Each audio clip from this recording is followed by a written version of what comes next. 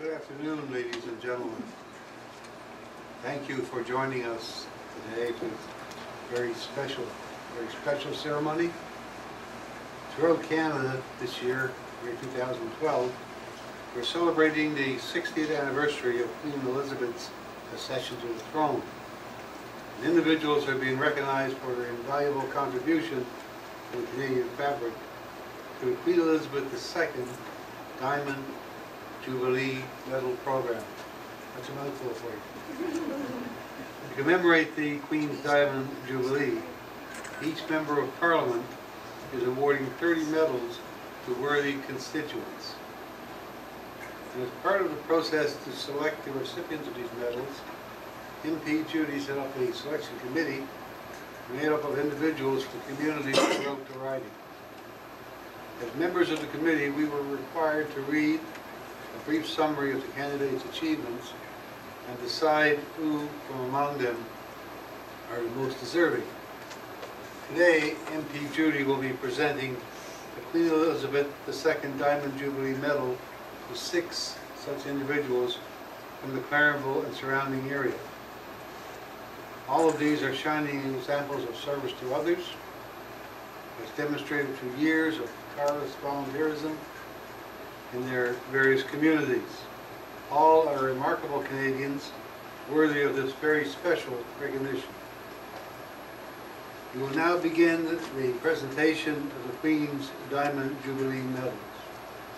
I will read a brief summary of each recipient's achievements, and I ask each recipient to come forward as your name is called to be presented with your medal by our esteemed Member of Parliament, Judy Foote.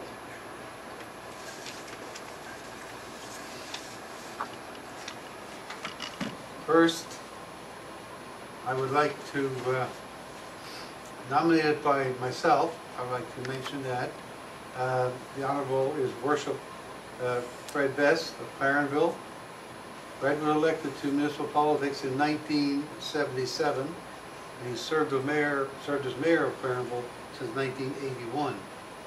Fred has proven to be a valuable leader in his community.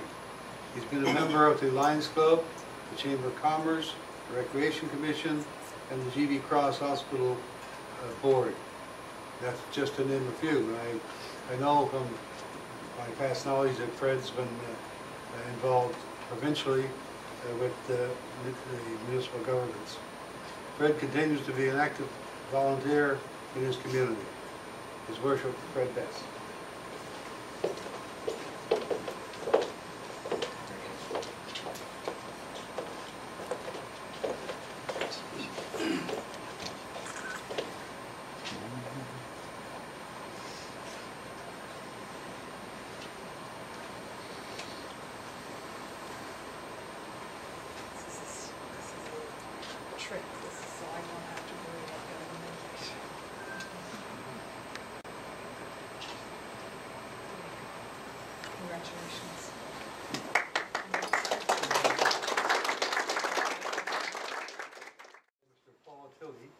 Lisa Brown of Clarenville has a long history of volunteer service in the community. Her efforts have stretched from the arts community to politics. She's a past president of the Rotary Club and has served as deputy mayor in the town of Clarenville. She's been involved in many organizations and continues to occupy key roles in community building volunteer initiatives. And I understand from recent news reports she organized a Mean Mummers parade. She's a mean Lisa mummer. Brown.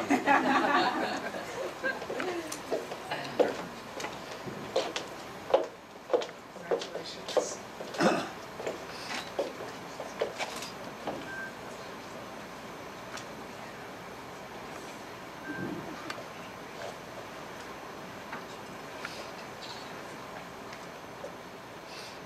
All the time.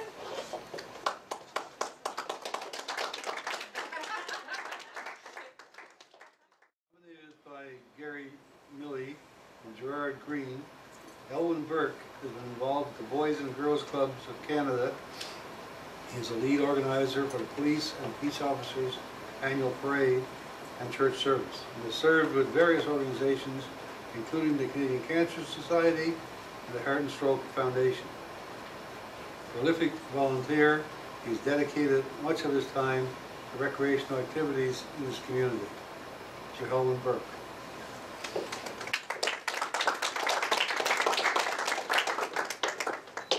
Congratulations. Now, with all those medals, I'm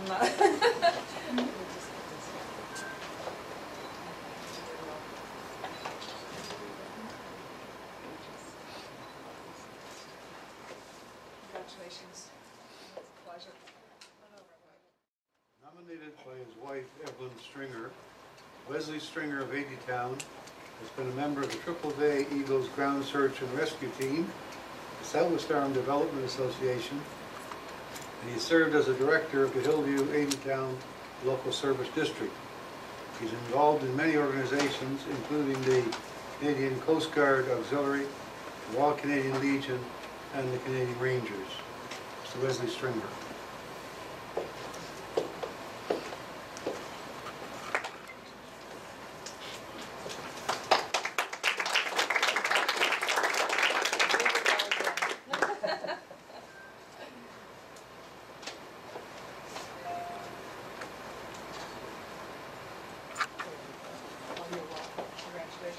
Let's have a photo now. This is an important time. Nominated by Neil Pete, Mervyn Wiseman of North Harbour has spent 35 years as a search and rescue coordinator for the Canadian Coast Guard. He's led the agriculture industry in this province in his capacity as the president of the Newfoundland and Labrador Federation of Agriculture. Mervyn has also been a leader in the fur farm industry for the past 16 years. He operates the largest fox fur farm in North America. Mr. Mervyn Wiseman.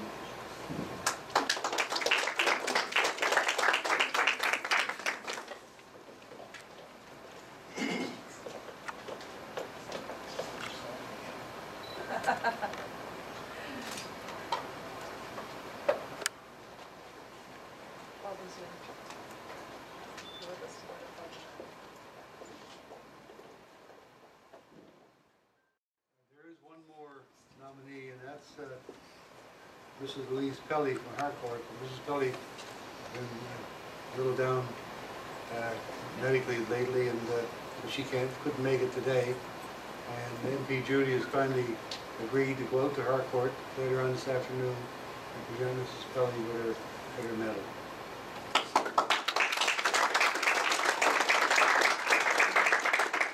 This concludes the presentation of medals, and I now call on MP Judy to say a few words.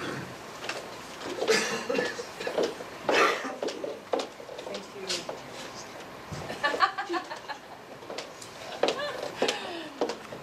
Former politician tells me now only a few words.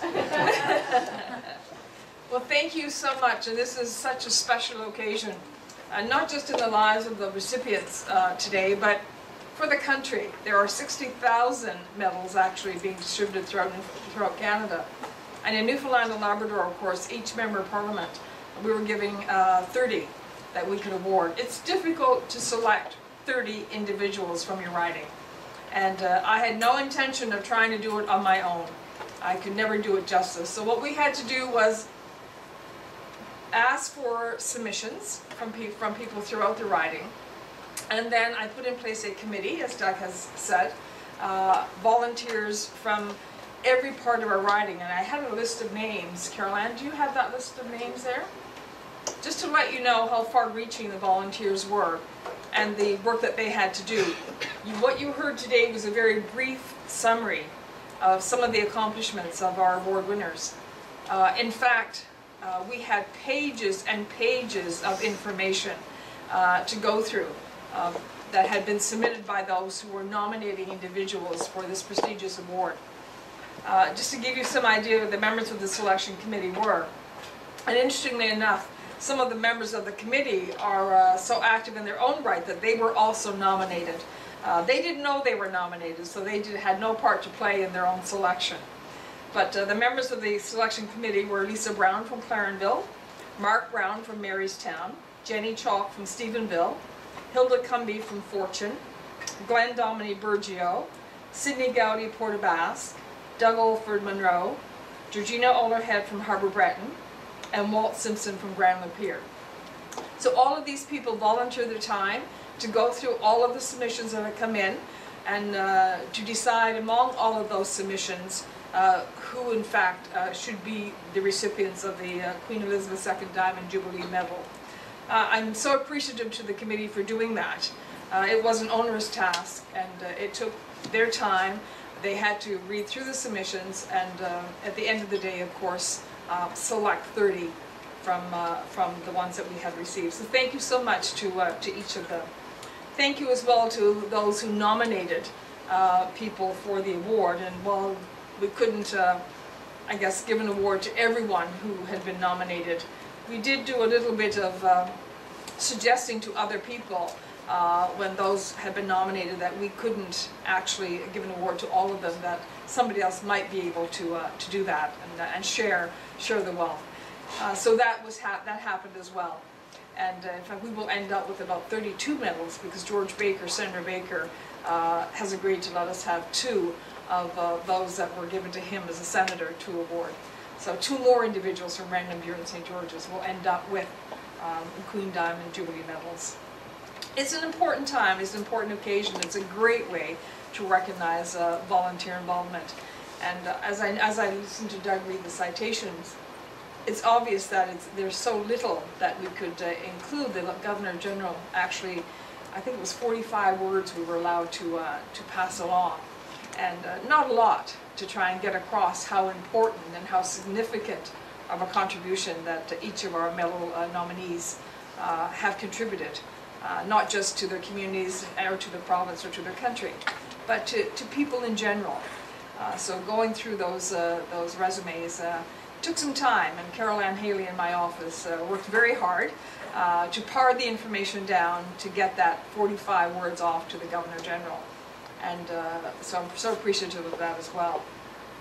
It's an important time. It's important to recognize contributions that people make, many on a volunteer basis, and we sometimes don't say thank you enough. So this is one way of saying thank you to those of you here today who've made that contribution, and to be able to do it in the presence of your family members and friends. So thank you so much for all you do. It's my pleasure as your Member of Parliament to have been able to bestow this honour on you on behalf of the Queen and the Governor General. And you share your award with many other Canadians who have made significant contributions. But you're one among many who are being recognized for being so good and making a difference in our world. So thank you so much. Join us for coffee, tea, cookies, and let's have a chat. Thank you for turning out. I'll take a group picture. We need a group shot of all of our award winners, and Caroline, you're going to arrange that for us. Okay. And of course, thank you to our constable, who really added to the ceremony. And I'm so appreciative to the RCMP for doing this, and they've done it now. We've had 3 other ceremonies, 4 actually. We had one in Stephenville. We had an award given out in Port aux Basques, and we did one in Marystown, and now here in Clarenville. And to have the presence of the RCMP really adds to the ceremony, and we're so appreciative of the time, knowing how busy you are, particularly this time of the year, to come here and spend an hour with us means a great deal. Thank you.